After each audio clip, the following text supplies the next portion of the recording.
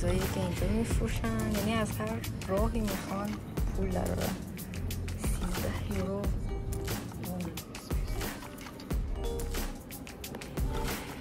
میشه ایرانی دست بخور؟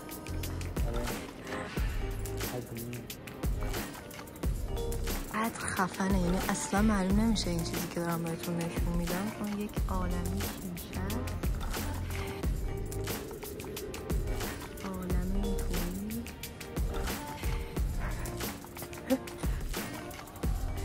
کل شیشه های رنگی که مثلا تو مسجدهای اصفهان هست. خیلی باحاله، خیلی بزرگه. این ارتفاع سقف 500 متره.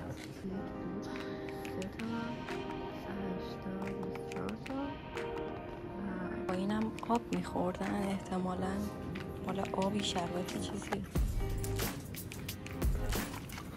زبان فرانسه قدیمی و عجیب بوده، اینم ترجمه‌اش هست.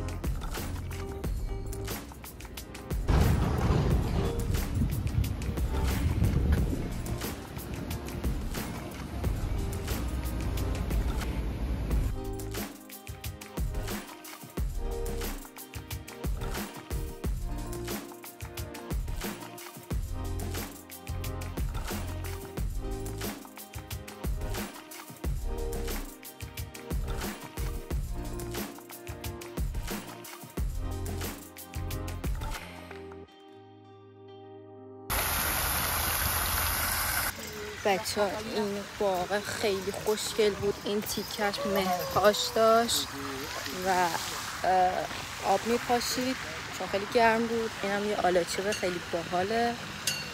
کلا خیلی پارک باحالیه، شبیه اینایی که مثلا تو قصه هاست. خرجده های مه‌پاش.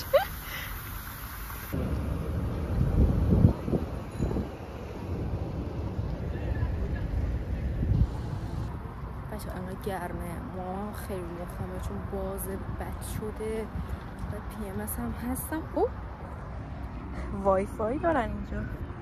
هرچی به هر حال خیلی گرمه و لباسم هم چسبیده به تنم، یکم رو مخم.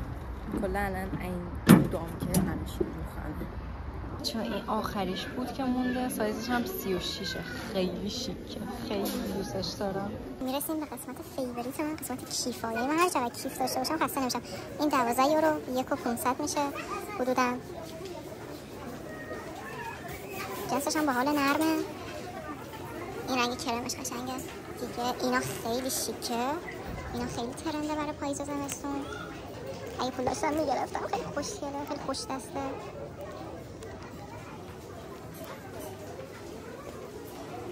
رنگ تیرش قشنگ‌تره.